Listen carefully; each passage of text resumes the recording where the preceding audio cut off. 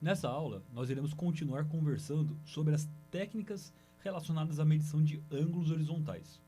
A gente já sabe quais são os ângulos existentes e a gente tem que entender principalmente que existem formas distintas de nós fazermos este levantamento, obtendo esse tipo de informação inclusive.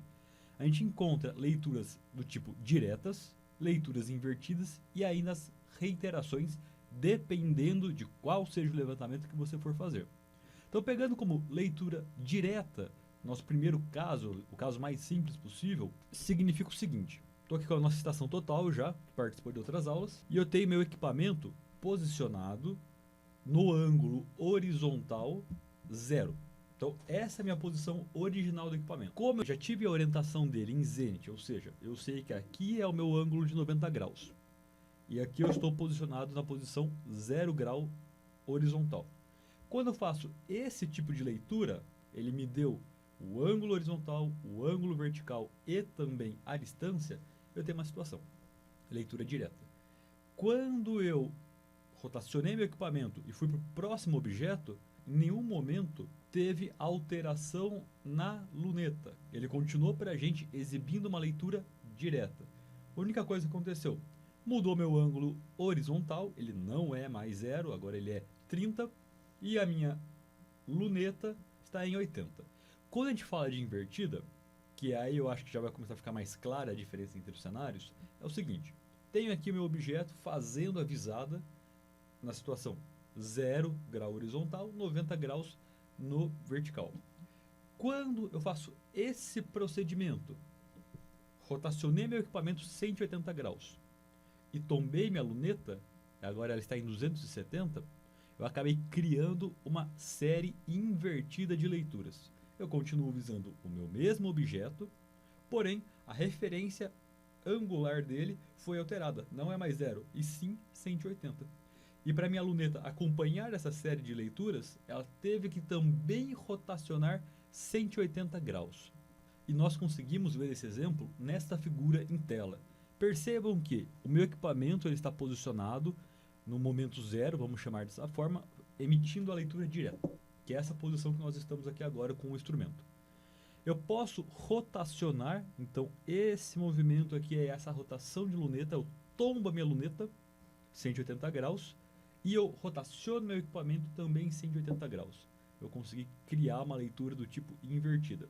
Esse cenário vai ser muito importante, principalmente se o nosso projeto demandar de um levantamento do tipo de reiteração. Quando a gente começa a falar de reiteração e traz também a repetibilidade das informações, a gente começa a pensar um pouco em teoria de erro e também em princípios de correção da poligonal principal do nosso levantamento, o ajuste dessa poligonal. Vamos pegar um exemplo para o pessoal que executa levantamento, precisa apresentar o relatório de erro de fechamento, ou ainda para os profissionais que estão trabalhando com georreferenciamento de imóveis rurais com uma estação total. No que consiste esse tipo de levantamento, que é um dos exemplos mais clássicos que nós temos com os dois métodos? Na verdade, os três. Estou aqui com o meu equipamento posicionado no momento 0, a minha ré. Basculei meu equipamento, fiz a minha linha divisada, vamos pensar que ele já está colimado, efetuei a leitura. Pá. Tenho lá 0 grau no ângulo horizontal, 90 graus no ângulo vertical e uma distância. Visei o meu próximo objeto, que é a minha vante, é para onde meu equipamento ele está direcionado e para onde ele vai se posicionar novamente. 30 graus, ângulo vertical, vamos pensar no mesmo 90.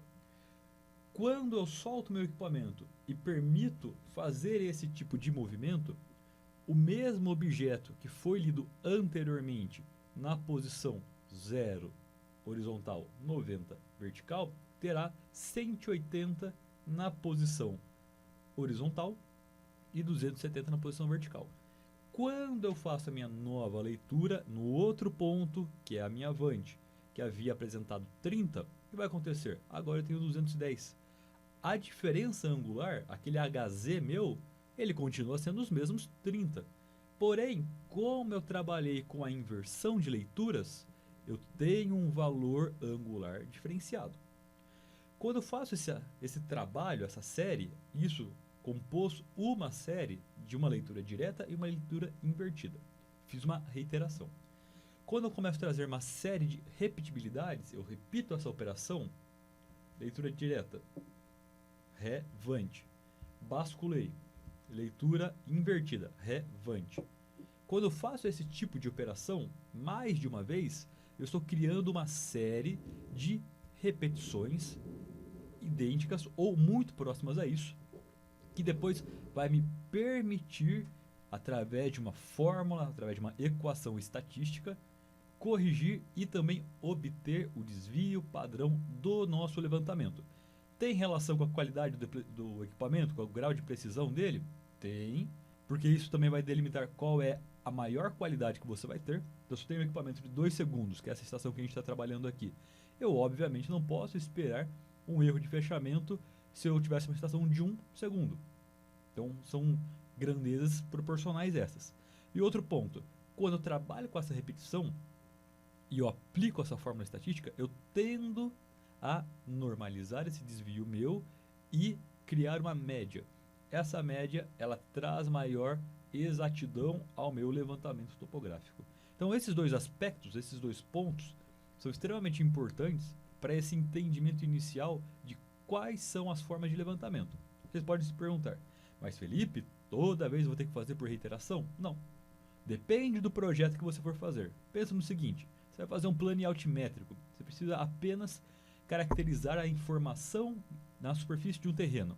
Você não precisa trabalhar com esse método. Você quer saber onde tem desnível, onde está tal informação, você está cadastrando aquele dado. O que te importa naquele momento é o que você tem na superfície, não o erro de fechamento, que você vai caracterizar o limite do seu imóvel. Então são projetos que demandam cada tipo de informação, da mesma forma que cada projeto demanda um tipo de equipamento com uma classe de precisão diferenciada.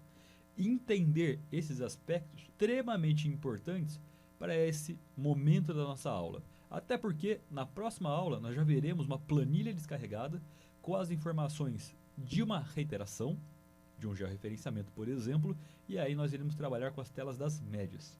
Então aguardo você na próxima aula, onde nós conversaremos um pouco mais sobre esse assunto. Muito obrigado e até lá!